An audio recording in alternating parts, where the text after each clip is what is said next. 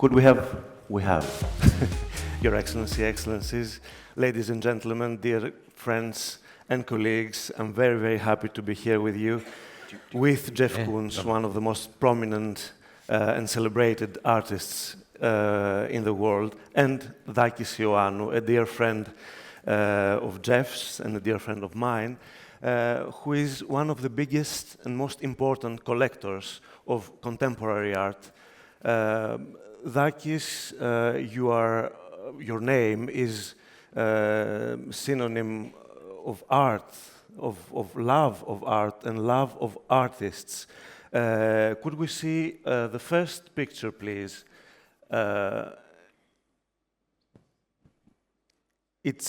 What does that remind you?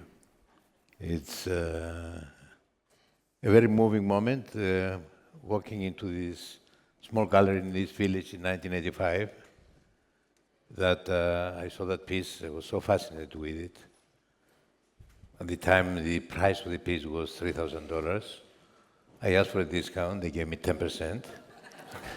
I have asked them if they can reserve it for me until I meet the artist before I confirm it. They said, sure. So I took a trip down to Wall Street, where Jeff was living at the time. We spent, I don't know, maybe a couple of hours together. I got the benefit of maybe 3 times the amount of you guys got an hour, 10 minutes ago of discussion with Jeff and so on.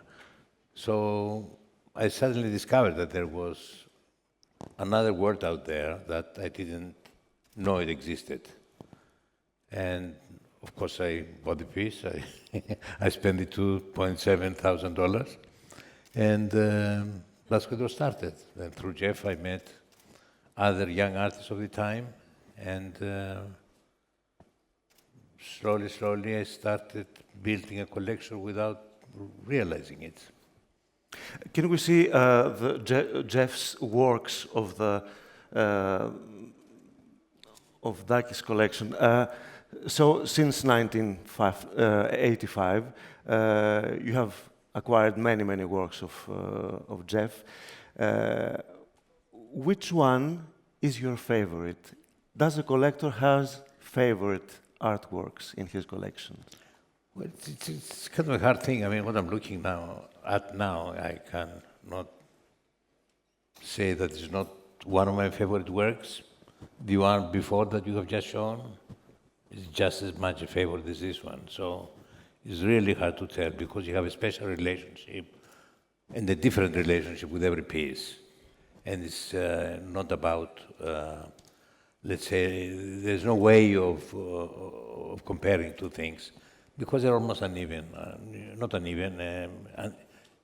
not similar. Jeff, your opinion about your meeting Dakis? I mean, had you expected at that time that your relationship would evolve the way it did? I was very immersed in the art world and within my group of artists. So I was still at a point in my life, I was very weary of collectors. I didn't know if artists should even get too close, too involved with collectors. And I met Dakis, and Dakis was completely disarmed me. He invited me to come to Greece to meet his family, to meet Lieta and the children. And I went, and that's really what I found of value in our relationship.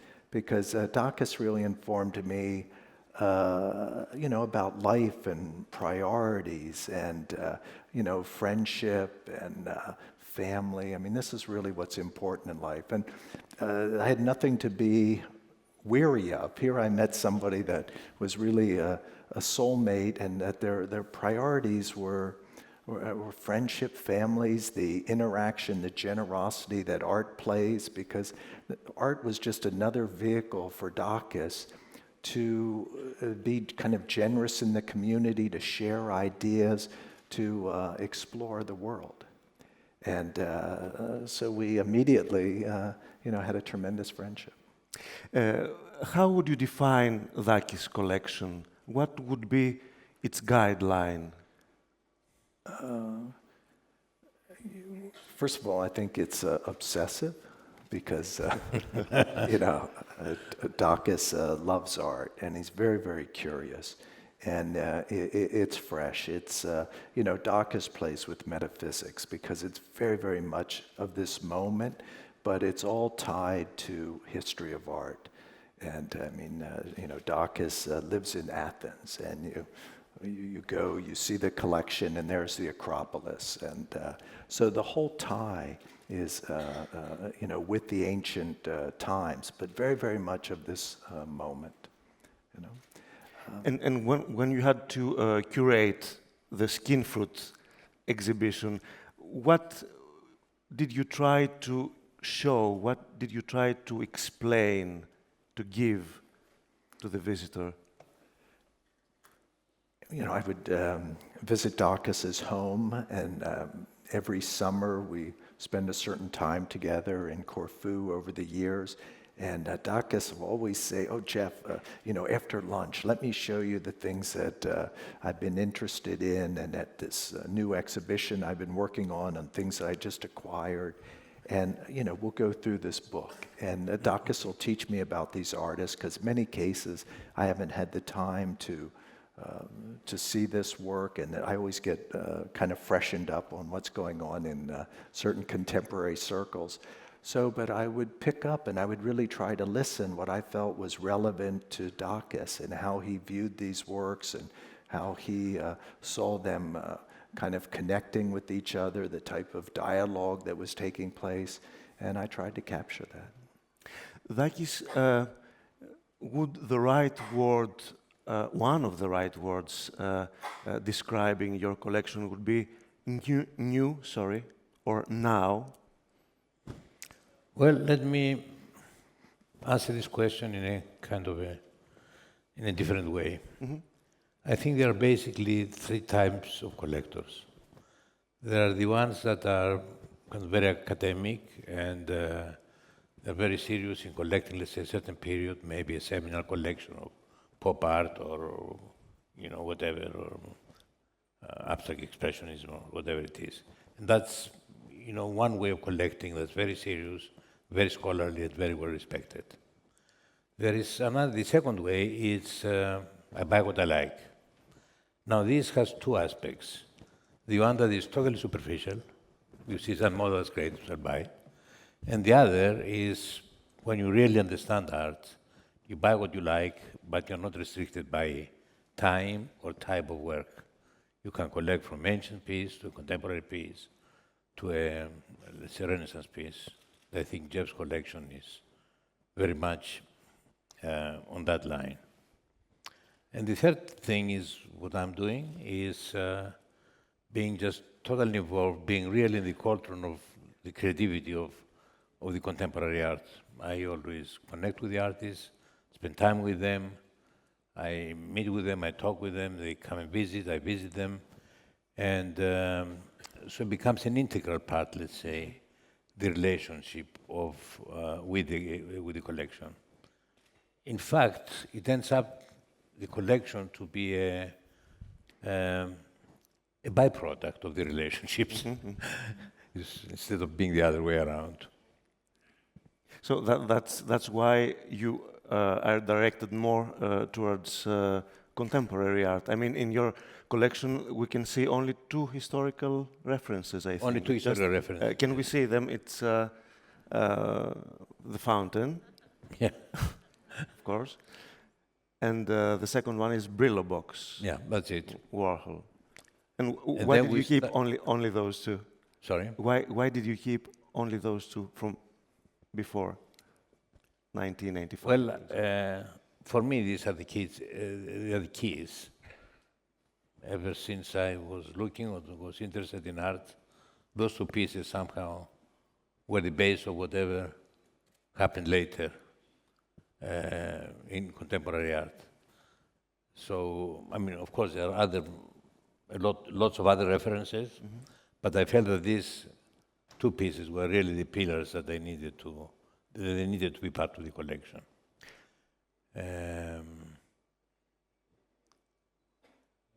But other than that, the first piece in the collection starts from 1985 with Equilibrium.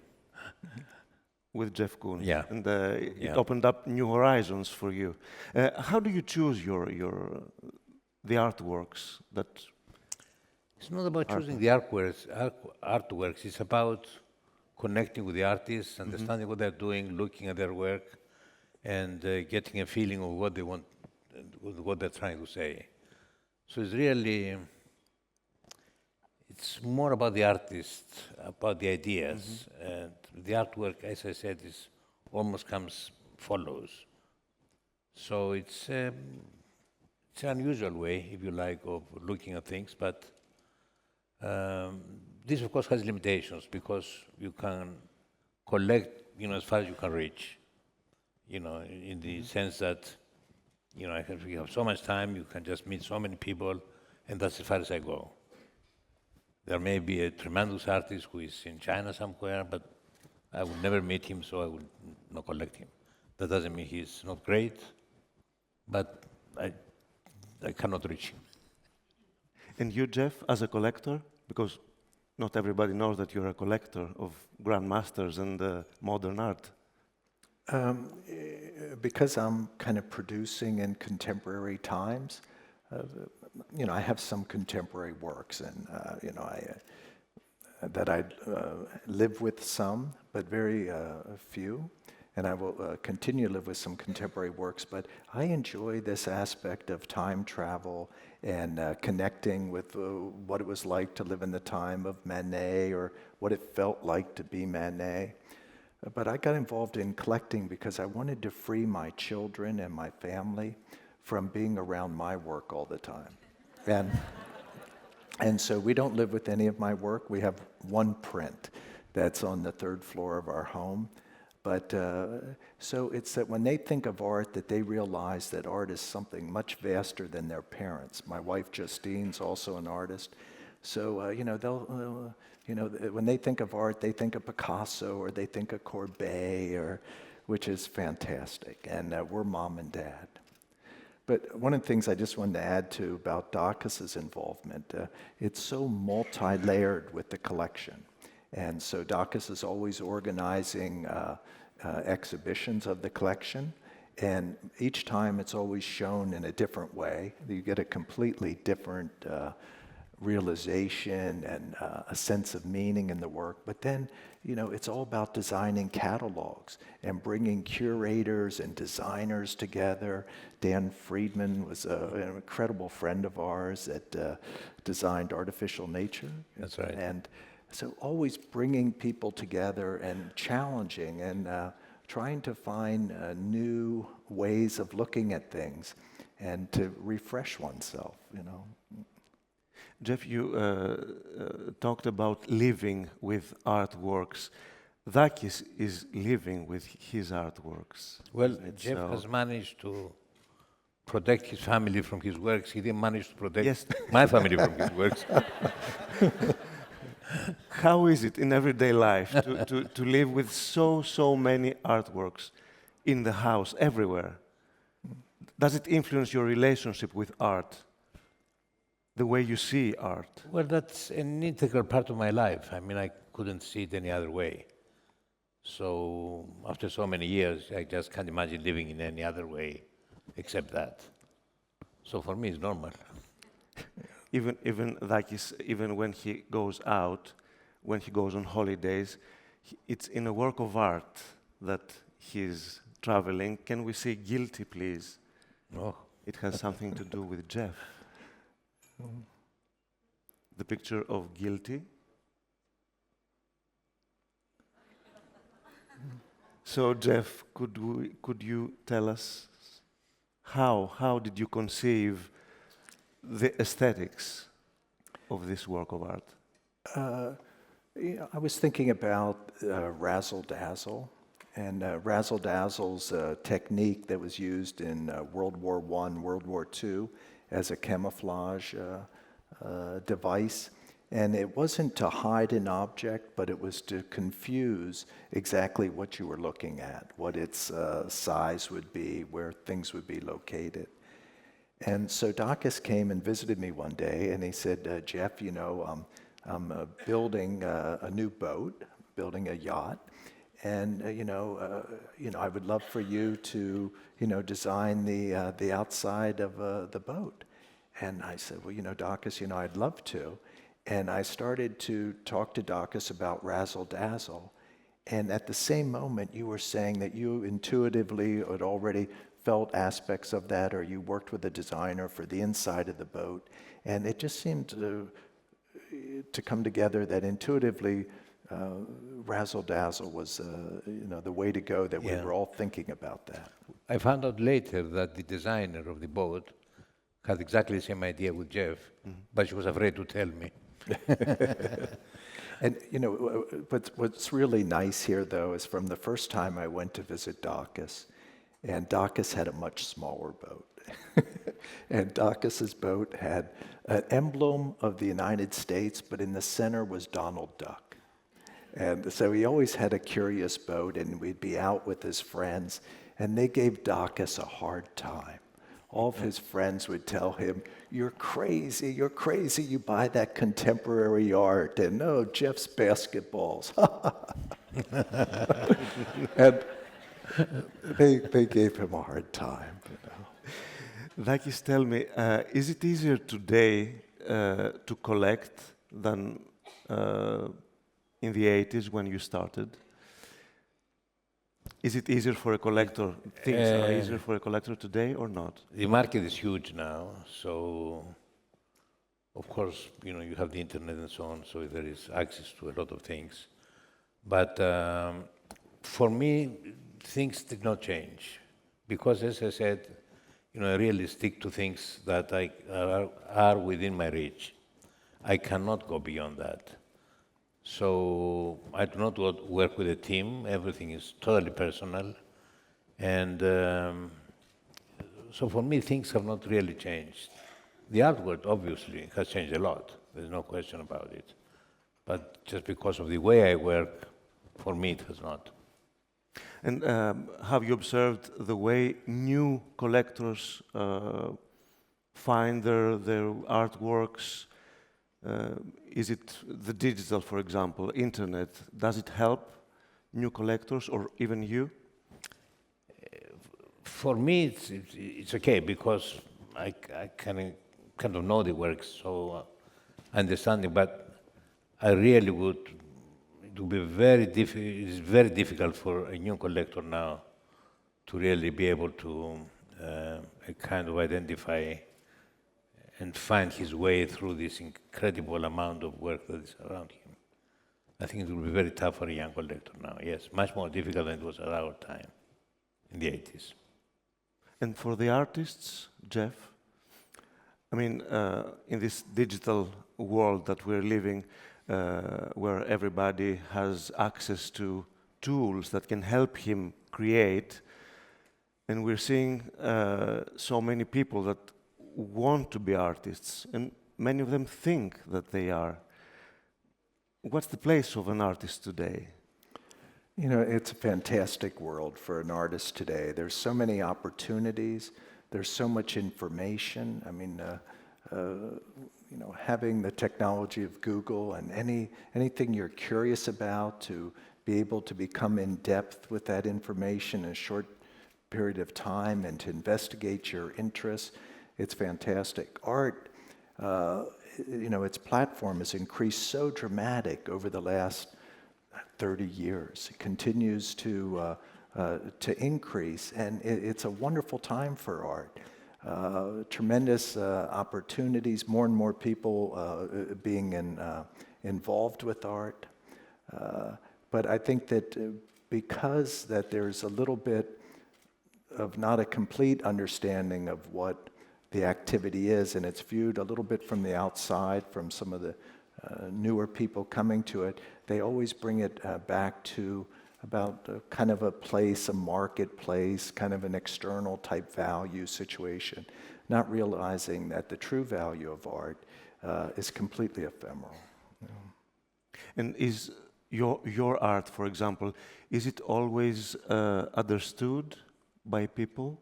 I mean, I'm thinking about what happened in Versailles, for example, some years ago in 2008, when there was manifestations against the fact that your artworks would be exhibited there.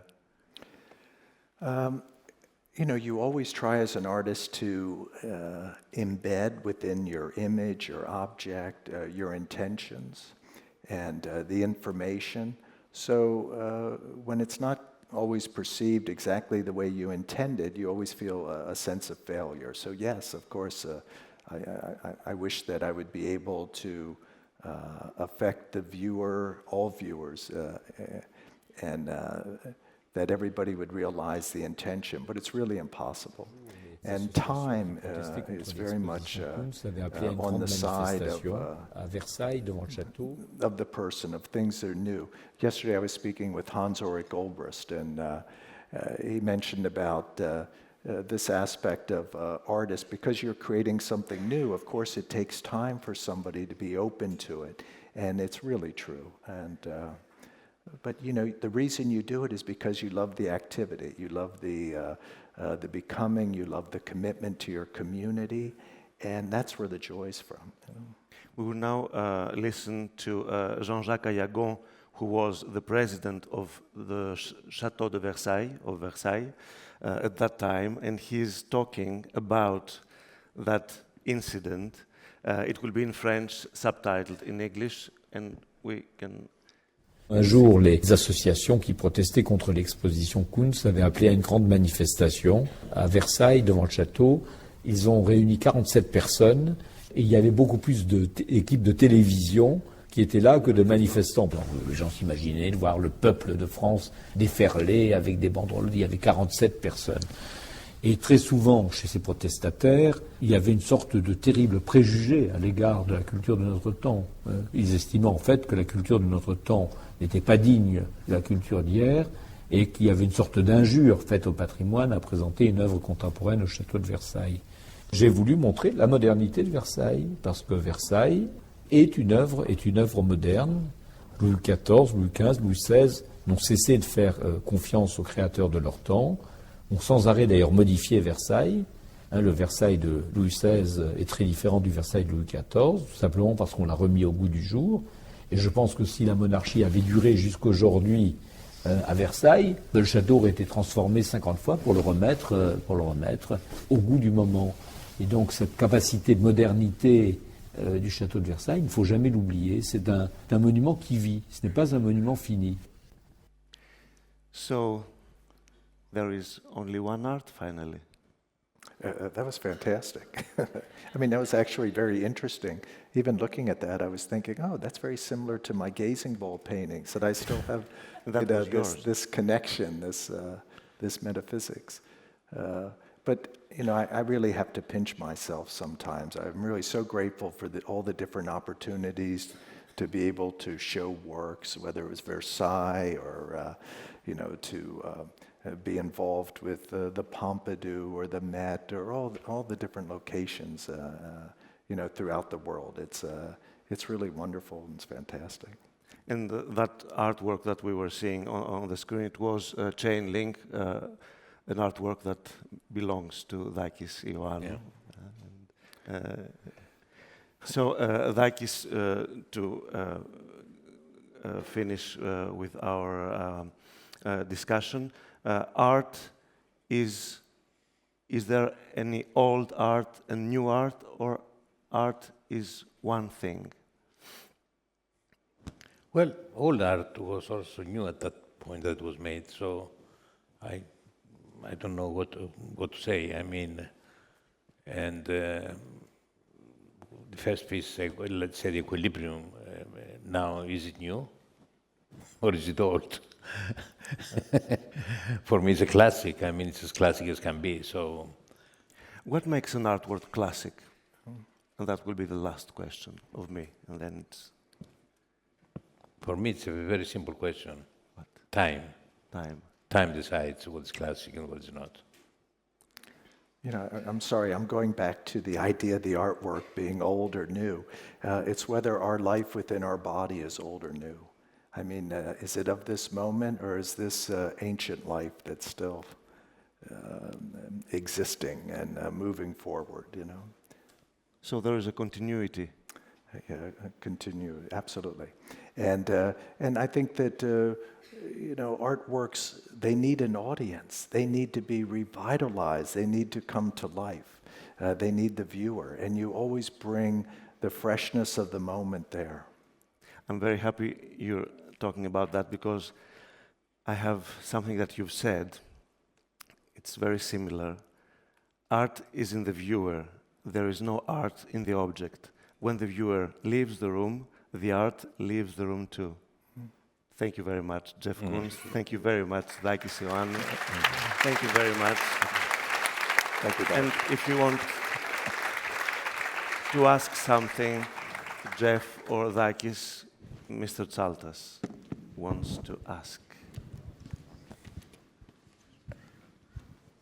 The front row, please. Yeah.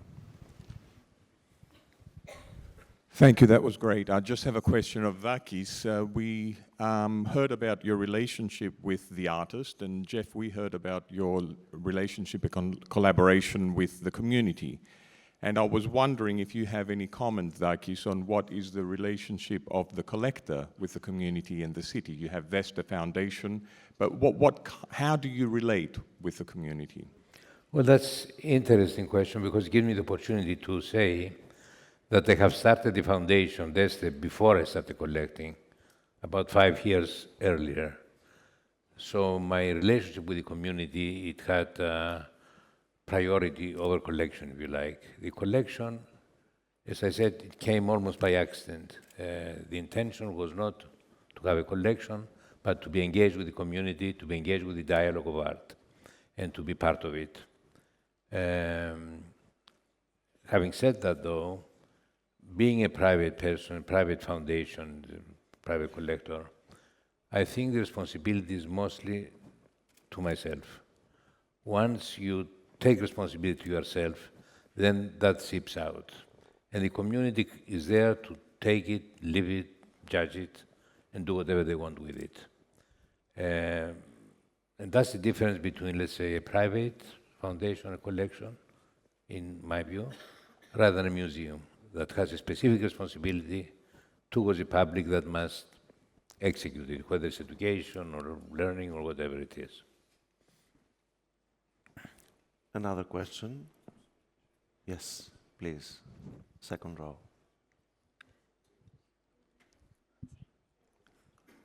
I wanted to ask to both of you as collectors, if you could imagine sharing your collection, even anonymously, with the rest of the world, the community. Sharing meaning what? We can use digital today. So you can show your collection digitally.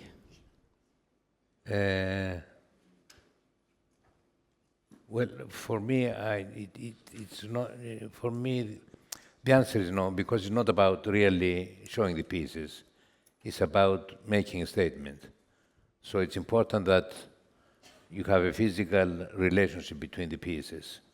And that's what Jeff did in a magical way, curating the collection at the new museum, who put 2 pieces that the curator would have probably been fired if he would have done that in a museum. So that kind of relationship and the empty space between 2 pieces, you cannot really have on a digital way. You have to experience it, you have to be there personally. I totally agree, but we can show the work itself only, and then experience it, I think. Sorry? I think you can show the work itself, and then encourage people to then do the experience later. Yeah, but my responsibility is not to show the work, is to really make a statement. I don't know about you as a collector, Jeff, what do you? I loan my works to museums. I think one of the reasons I enjoy collecting, I know that the art can transform my life, and it does change my life living with it, but I also want to protect it. So when I acquire something, I really enjoy this obligation to try to be sure that it survives. And so to gain control of it, to try to use all the practices that I've learned to try to maintain a work of art. But in a lot of cases, I loan my works to museums that public is interacting with it. And another question? Yes, please. Yes, my question is to both of you. Dakis, you spoke about your reasons and interpretation behind purchasing pieces of art, and Jeff, the same about creating the piece. But my question is about the interpretation and reinterpretation of art. So with across time and space, do you come back to a piece, Jeff, that you created several years ago and reinterpret it? And the same thing for you, Dakis, as a collector. I'm sorry, I didn't understand the question very well, if you can. My question is about interpreting and reinterpreting the art you purchase. So if you, do you go back across time and space and reinterpret the piece that you might have purchased several years ago and have a new understanding or new meaning behind it? You mean each piece individually or the relationships? Individually. Individually. Well, individually, time takes care of that. And not only because it also takes care of me. So as we grow old and as the time passes, things are being sorted out almost by themselves automatically. And of course you go back and you reevaluate things, and but you don't do that consciously. It just happens. It evolves in an organic way. Is there another question? Can I just say something Sorry. to that? Only because I spoke about my work earlier. I think that if anybody has spent any time with me over the years, the things that I spoke earlier about my work is the same thing that I spoke about then. I would speak about Kierkegaard and either or. I'd speak about Sartre being in nothingness, the interpretation of a tank and equilibrium, of the reflection, it would have been the same dialogue of everything I said today. Hopefully there's some freshness, some insights that you can find, but the core is not a reinterpretation. I think that happens at the moment of the time when you're really very deeply involved with those particular ideas. Thank you, Jeff. Thank you, Dakis. Thank you all. Let's go. Let's go from here.